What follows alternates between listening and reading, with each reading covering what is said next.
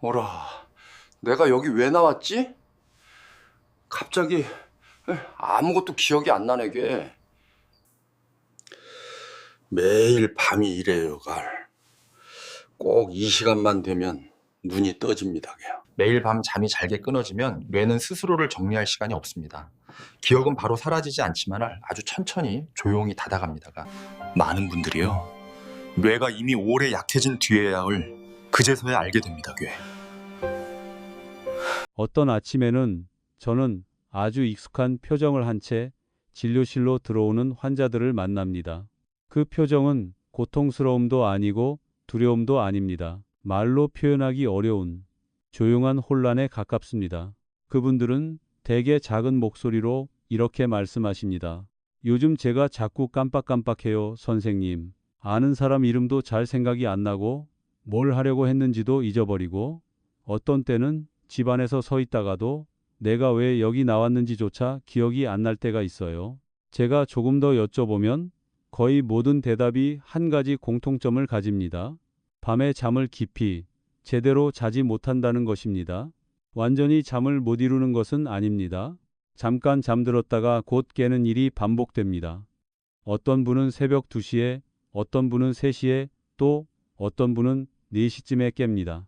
그리고는 그대로 누워 눈을 뜬 채 머릿속 생각이 이리저리 흘러다니다가 날이 밝아옵니다. 많은 분들이 이것을 나이가 들면 당연한 일이라고 생각합니다. 60, 70이 되면 잠이 줄어드는 게 정상이라고 말입니다. 하지만 단지 잠을 예전보다 조금 덜 자는 것이라면 크게 걱정할 일은 아닙니다. 문제는 다른 데 있습니다. 밤마다 잠이 잘게 쪼개지고 그런 밤이 하루 이틀이 아니라 계속 이어지는데도 우리가 그것을 대수롭지 않게 여기는 데 있습니다. 나이가 든 몸은 젊었을 때처럼 크게 소리를 내며 경고하지 않습니다. 요란하게 알람을 울리지도 않습니다. 그저 조용히 속삭일 뿐입니다. 나고, 하만다란 나고나로, 그리고 그 신호에 귀를 기울이지 않으면 그 대가는 대개 아주 늦게 찾아옵니다. 저는 이 일을 30년 넘게 해왔습니다. 이제는 환자 수를 숫자로 세기보다 기억으로 셉니다. 제 기억 속에는 이렇게 편치 않은 밤들에서 시작된 분들이 참 많습니다. 처음에는 아침에 조금 더 피곤한 정도였습니다. 그 다음에는 짜증이 늘고 집중이 잘 되지 않습니다. 그리고 깜빡깜빡하는 일이 잦아집니다. 마침내 더 불안한 눈빛으로 다시 저를 찾아왔을 때 검사 결과는 이미 뚜렷한 기억력 저하를 보여줍니다. 많은 분들이 자세히 설명을 듣지 못하는 사실이 하나 있습니다. 밤잠은 단순히 쉬기 위한 시간이 아닙니다. 그 시간은 뇌가 스스로를 정리하는 시간입니다. 하루 종일 뇌는 쉬지 않고 일합니다. 정보와 감정을 받아들이고 판단을 내립니다. 그 과정에서 신경계의 노폐물이 만들어집니다. 우리가 깊고 끊김없는 잠을 잘 때 뇌는 마치 하루 종일 쌓인 것을 씻어내듯 자연스러운 정화 시스템을 가동합니다. 하지만 잠이 계속 끊기면 그 시스템은 자기 일을 끝마치지 못합니다. 바닥을 닦다가 몇 미터 닦을 때마다 다른 일로 끌려간다고 상상해 보십시오. 바닥은 끝내 깨끗해지지 않습니다. 뇌도 마찬가지입니다. 그 노폐물들은 사라지지 않습니다. 아주 조금씩 아주 조용히 쌓입니다. 그리고 시간이 지나면서 기억력, 집중력, 감정에 직접적인 영향을 미칩니다. 많은 분들이 저에게 이렇게 말합니다. 그래도 저는 잠자는 시간은 충분해요. 침대에 7, 8시간은 누워 있거든요. 그럴 때 저는 고개를 젓습니다. 뇌에게는 시간의 길이보다 연속성이 더 중요합니다. 8시간을 누워 있었어도 4~5번 깬 잠은 6시간이더라도 깊고 온전히 잔 잠과는 다릅니다. 나이가 들수록 이런 중단의 몸은 더 민감해집니다. 제가 아주 또렷이 기억하는 도시 외곽에 사시던 70이 넘은 한 남성분이 있습니다. 그분은 두통이나 어지럼증 때문에 오신 것이 아니라 가족들이 같은 질문을 자꾸 반복하는 것을 알아차렸기 때문에 저를 찾으셨습니다. 같은 아침에 같은 이야기를 3번이나 물으셨던 것입니다. 제가 수면에 대해 묻자 그분은 가볍게 웃으며 이렇게 말씀하셨습니다. 이젠 익숙해요, 선생님. 매일 새벽 3시쯤이면 깨요. 화장실 다녀오면 완전히 잠이 깨버려요.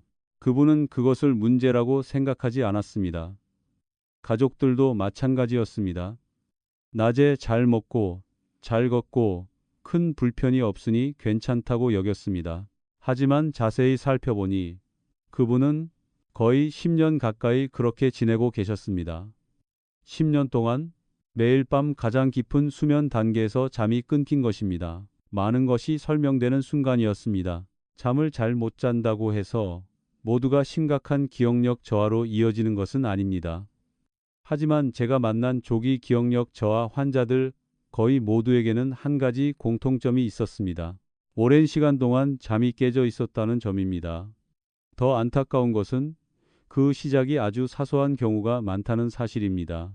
약간의 피부 건조, 다리의 가벼운 가려움, 몸의 작은 불안감, 혹은 나이에 따라 달라진 몸에 맞지 않는 생활 습관 같은 것들입니다. 이 나이의 몸은 억지로 강해지기를 요구받을 필요가 없습니다. 부드럽고 몸의 리듬에 맞게 대우받아야 합니다.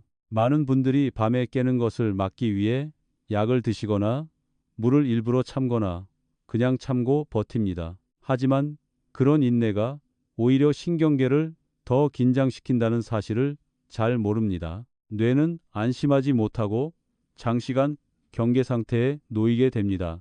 저는 환자분들께 자주 이렇게 말씀드립니다.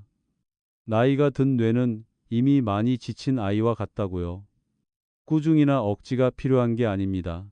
안전하다는 느낌이 필요합니다. 몸이 모든 게 괜찮다, 경계할 게 없다는 신호를 보낼 때 뇌는 비로소 깊은 잠으로 들어갈 수 있습니다. 밤마다 작은 자극들로 계속 깨면 뇌는 깊이 잠들지 않는 법을 배우게 됩니다. 그때부터 악순환이 시작됩니다. 제가 가장 마음이 쓰이는 점은 많은 분들이 기억력에만 집중하고 그 뿌리인 수면을 잊는다는 사실입니다. 두뇌 훈련을 찾고 퍼즐을 풀고 각종 보조제를 드시지만 매일 밤 몸이 보내는 분명한 신호는 놓치고 있습니다. 저는 머리를 쓰는 노력을 부정하지 않습니다. 그러나 기초가 되는 잠이 산산이 부서져 있다면 다른 노력들은 오래가기 어렵습니다. 다행스러운 점은 70이든 80이든 인간의 몸은 여전히 조정할 수 있는 힘을 가지고 있다는 것입니다. 뇌는 회복 능력을 잃지 않습니다.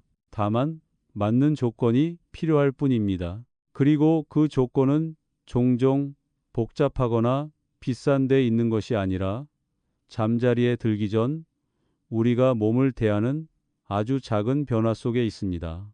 다음 부분에서는 왜 많은 어르신들이 한밤중에 쉽게 잠에서 깨는지, 그리고 좋은 일이라고 생각하며 하고 있는 행동들이 왜 오히려 잠을 점점 더 얕게 만드는지에 대해 좀 더 자세히 말씀드리겠습니다. 이 부분들을 제대로 이해하지 못하면 우리는 알지 못하는 사이에 기억력이 계속해서 조용히 달아가게 됩니다. 제가 진료실에서 거의 매주 마주치는 아주 익숙한 역설이 하나 있습니다.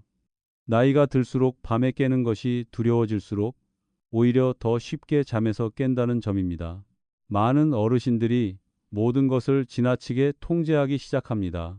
저녁이 되면 물 섭취를 최대한 줄입니다.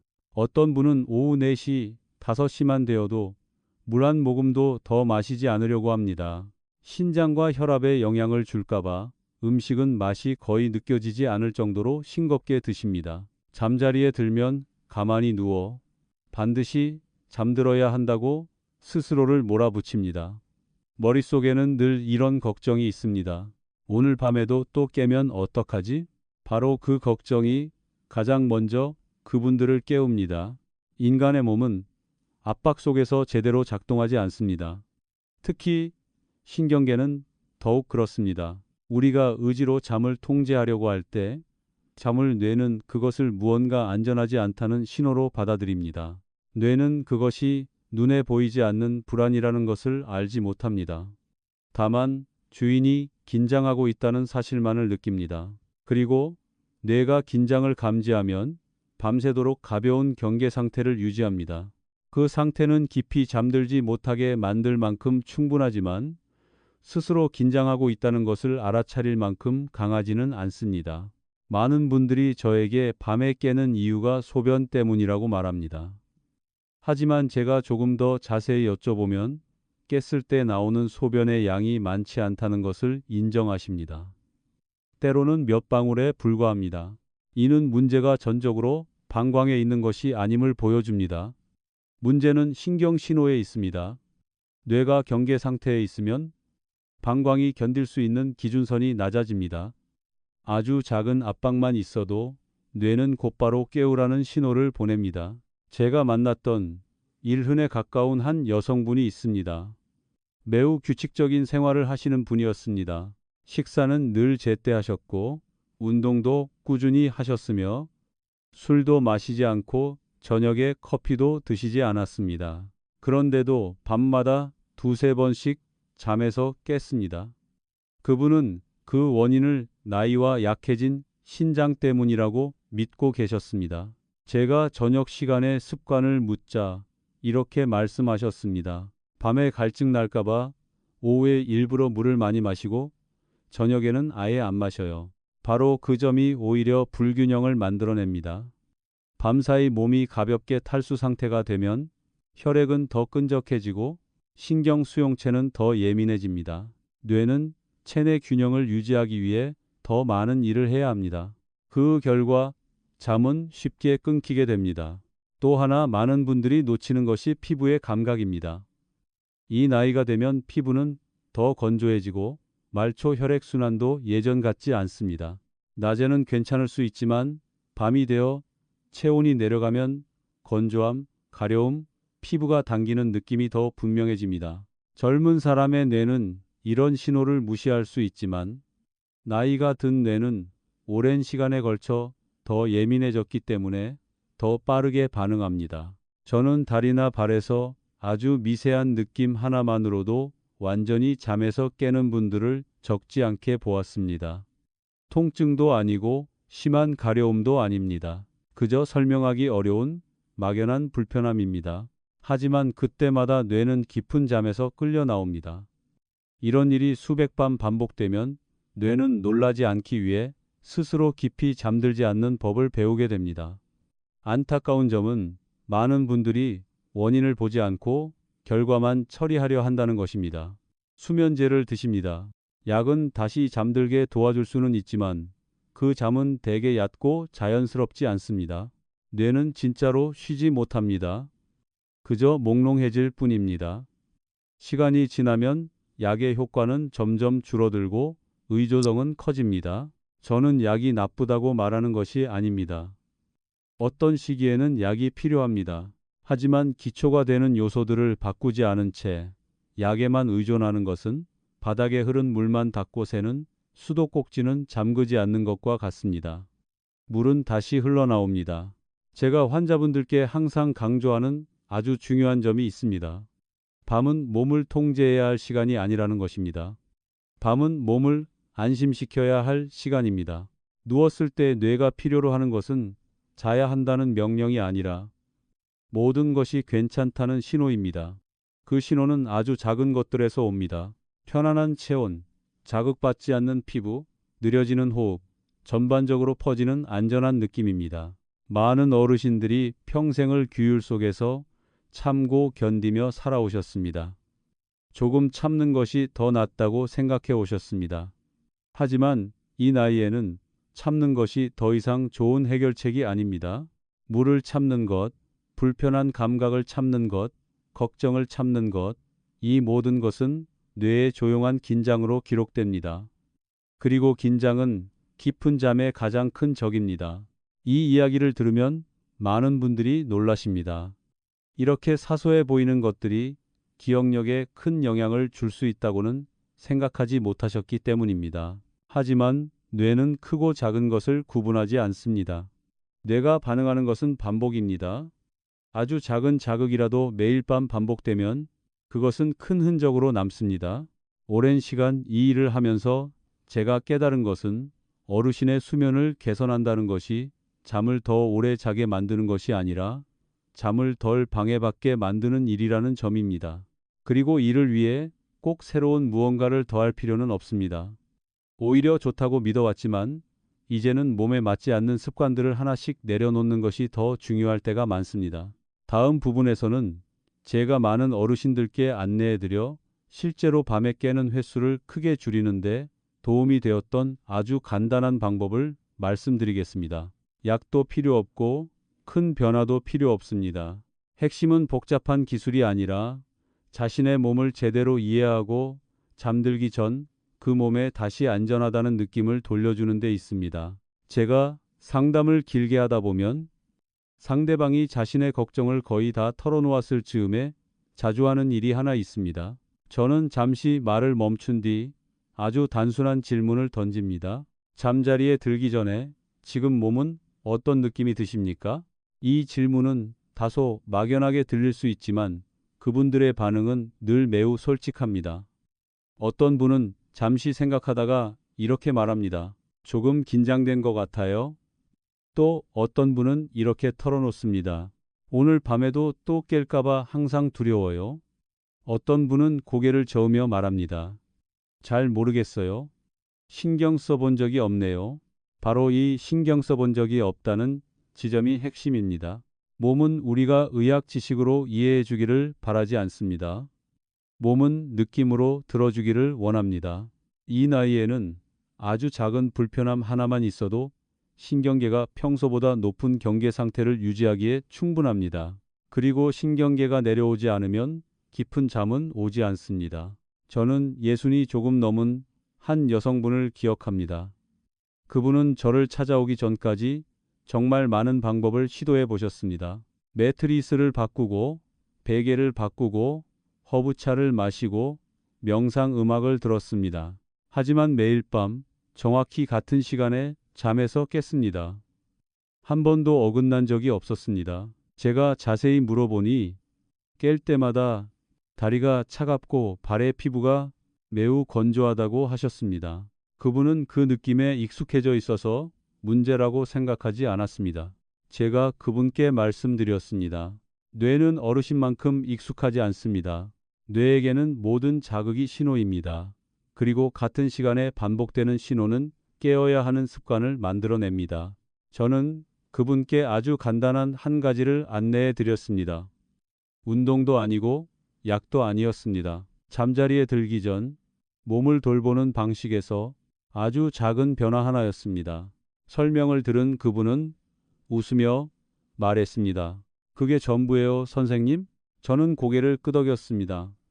사흘 뒤 그분이 다시 전화를 주셨습니다. 놀란 목소리였습니다. 여전히 한번 깨기는 했지만 완전히 잠이 깨지는 않았다는 것입니다. 다시 잠들기가 훨씬 쉬워졌다고 하셨습니다. 일주일이 지나자 깨는 횟수는 한 번으로 줄었고 3주가 지나자 어떤 밤에는 아침까지 한 번도 깨지 않고 주무셨습니다. 이것은 기적이 아닙니다. 몸이 제대로 안심했을 때 나타나는 자연스러운 반응입니다. 많은 분들이 잠을 잘 자려면 뇌를 어떻게 해야 한다고 생각합니다. 하지만 실제로 뇌를 쉬게 하는 가장 빠른 길은 몸에서 시작됩니다. 몸이 안전하다는 신호를 보내면 뇌는 스스로 경계를 풀게 됩니다. 그 신호들은 아주 구체적입니다. 피부가 자극받지 않는 상태, 안정된 체온, 과도하게 수축되지 않은 말초 혈관, 느리고 고른 호흡입니다. 발은 이런 변화에 가장 민감한 부위 중 하나입니다. 어르신의 경우 발로 내려가는 혈액순환이 예전보다 약해져 있는 경우가 많습니다. 발이 차가우면 뇌는 몸이 불안정한 환경에 있다고 해석합니다. 그러면 깊은 잠을 허락하지 않습니다. 이것은 매우 오래된 생존 반사입니다. 인간이 거친 환경에서 살던 시절부터 남아있는 반응입니다. 뇌는 위험한 추위와 나이로 인한 가벼운 냉감을 구분하지 않습니다. 그저 반응할 뿐입니다. 피부 건조도 마찬가지입니다. 피부는 단순한 외부 보호막이 아닙니다. 피부는 매우 큰 감각기관입니다. 피부가 건조하면 감각 수용체가 낮은 강도로 계속 자극을 받습니다. 강하지는 않지만 지속됩니다. 뇌는 그것을 통증으로 인식하지는 않지만 주의를 기울여야 할 신호로 받아들입니다. 그리고 그런 신호 하나만으로도 잠은 얕아질 수 있습니다. 많은 분들이 잠자기 전에 무엇을 먹고 무엇을 마시는지만 신경 쓰고 누웠을 때 몸이 어떤 느낌인지에는 주의를 기울이지 않습니다. 하루가 제대로 마무리되지 않은 상태로 건조하고 당기는 피부로 차가운 발로 아직 빠른 호흡을 한 채 침대에 눕습니다. 그리고 왜 깊이 잠들지 못하는지 스스로 묻습니다. 저는 누구에게도 모든 것을 한꺼번에 바꾸라고 권하지 않습니다. 이 나이에는 변화가 너무 많으면 오히려 부담이 됩니다. 저는 늘 이렇게 말합니다. 단 하나의 접점이면 충분하다고요. 몸이 달라졌다고 느낄 만큼 가볍고 작은 변화 하나면 됩니다. 몸이 밤이 더 이상 경계해야 할 시간이 아니라는 것을 알아차리면 스스로 조정하기 시작합니다. 한 남성분이 제게 이렇게 말씀하신 적이 있습니다. 잠은 머리의 문제인 줄 알았는데 시작은 발이더군요. 아주 단순한 말이지만 정확합니다. 발이 적당히 따뜻해지고 피부가 보호되고 몸이 더 이상 경고 신호를 보내지 않으면 뇌는 스스로 더 깊이 들어가도 된다고 판단합니다. 중요한 것은 꾸준함입니다. 뇌는 반복을 통해 배웁니다.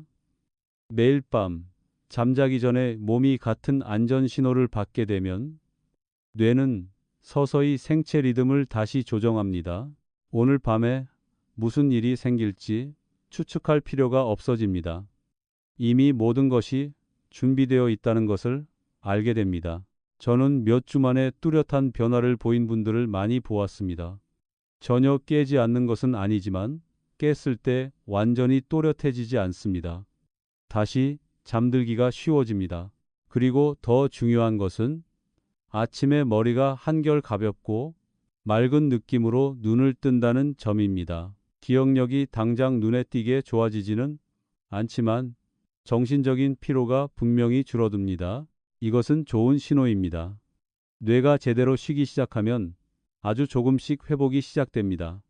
요란하지도 극적이지도 않습니다. 다만 매일 아침 어제보다 덜 잊고 있다는 것을 느끼게 됩니다. 마지막 부분에서는 이런 변화를 부담 없이 유지하는 방법과 이 나이에 수면 관리가 싸움이 아니라 왜 부드러운 조정이어야 하는지에 대해 말씀드리겠습니다. 천천히, 더 깊게, 그리고 더 또렷하게 살아가기 위한 조정 말입니다. 이 부분까지 오셨다면 저는 잠시 멈춰 보시기를 권하고 싶습니다. 새로운 것을 더 기억하기 위해서가 아니라 매일 밤 자신의 느낌을 돌아보기 위해서입니다. 많은 어르신들은 건강을 돌본다는 것이 몸을 더 강하게 만드는 것이라고 생각합니다. 하지만 이 시기에는 몸이 덜 버티도록 해주는 것이 더 중요합니다. 잠도 마찬가지입니다. 잠은 억지로 붙잡으려 할 때 오는 것이 아니라 스스로 내려놓을 수 있을 때 찾아옵니다. 저는 한동안 잠이 좋아졌다가 다시 예전 상태로 돌아간 분들을 만나기도 했습니다. 이유는 아주 단순했습니다. 그분들이 다시 과도하게 걱정하기 시작했기 때문입니다. 며칠은 잘 잤는데 혹시 내일은 또 못 자면 어떡하지? 바로 그 생각이 다시 경계 상태를 불러옵니다. 뇌는 긴장된 기다림을 좋아하지 않습니다. 뇌가 좋아하는 것은 일정함과 익숙함입니다. 그래서 제가 늘 강조하는 것은 어떤 기술을 정확히 해내는 것이 아니라 저녁 시간을 부담 없는 시간으로 만드는 것입니다. 그것을 과제로 만들지 마십시오. 매일 아침 시험 결과 확인하듯 자신의 잠을 점검하지도 마십시오. 몸은 끊임없는 평가 아래에서 잘 작동하지 않습니다. 또 하나 매우 중요한 점은 이 나이에는 가끔 잠에서 깨는 것이 정상이라는 사실을 받아들이는 것입니다. 이른이 되어 20살처럼 깊이 자는 사람은 없습니다.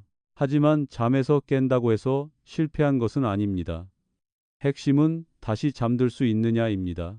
잠에서 깼을 때 마음이 차분하고 불편하지 않고 짜증이 나지 않으며 다시 눈을 감을 수 있다면 뇌는 여전히 충분히 쉬고 있는 것입니다. 많은 분들이 잠에서 깰 때마다 시계를 보는 바람에 스스로를 더 힘들게 만듭니다. 시계를 보는 순간 뇌는 즉시 계산을 시작합니다. 시간을 재고 비교하고 걱정합니다. 저는 환자분들께 시계를 돌려놓거나 시야에서 아예 치워두라고 권합니다. 밤은 재는 시간이 아닙니다.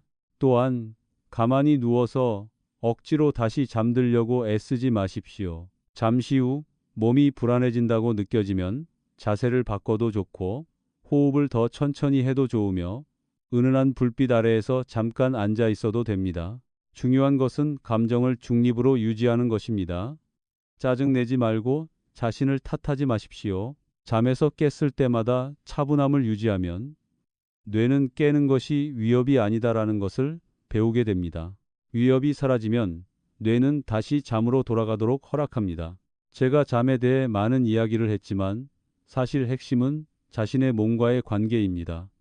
우리는 평생 스스로를 다그치며 살아왔습니다. 더 잘해야 하고 더 노력해야 한다고 말입니다. 하지만 이 나이의 건강은 노력에서 오지 않습니다. 협력에서 옵니다. 몸을, 이야기를 들어줘야 하는 오래된 친구처럼 대할 때 몸은 안정으로 답해줍니다. 기억력도 마찬가지입니다. 하룻밤 사이에 사라지지도 않고 하룻밤 사이에 돌아오지도 않습니다. 하지만 잠이 좋아지기 시작하면 기초는 다시 세워집니다. 뇌는 정리하고 회복하고 낮 동안 더 효율적으로 일할 기회를 얻게 됩니다. 몇 달간 잠이 좋아진 뒤 아침에 머리가 안개 낀 것 같지 않다고 말씀하시는 분들이 많습니다. 집중이 잘 되고 기억이 오래가며 무엇보다 두려움이 줄어듭니다. 두려움은 모든 것을 더 나쁘게 만드는 요소입니다. 늙는 것에 대한 두려움, 잊어버리는 것에 대한 두려움, 병에 대한 두려움. 하지만 나이는 적이 아닙니다. 그저 다른 규칙을 가진 또 하나의 시기일 뿐입니다. 그 규칙을 이해하고 존중하면 삶은 훨씬 가벼워집니다. 여기까지 읽으면서 제 이야기에 자신을 겹쳐보셨다면 당신이 혼자가 아니라는 것을 알려드리고 싶습니다. 아주 많은 분들이 이 시기를 지나 더 안정된 잠과 더 맑은 정신을 되찾았습니다. 아주 단순한 변화만으로 말입니다. 약도 필요 없고 큰 변화도 필요 없습니다. 그저 듣고 조금 조정하면 됩니다. 이 이야기가 도움이 되었다면 오늘 저녁의 시간을 잠시 떠올려 보십시오. 걱정하기 위해서가 아니라 관찰하기 위해서입니다. 그리고 제가 수년간의 진료 경험 속에서 정리해온 아주 삶에 가까운 이야기들을 계속 듣고 싶으시다면 이 자리에 머물러 함께 천천히 걸어가셔도 좋겠습니다. 노년의 건강을 돌보는 이 여정을 조금 더 느리게, 조금 더 깊게 말입니다.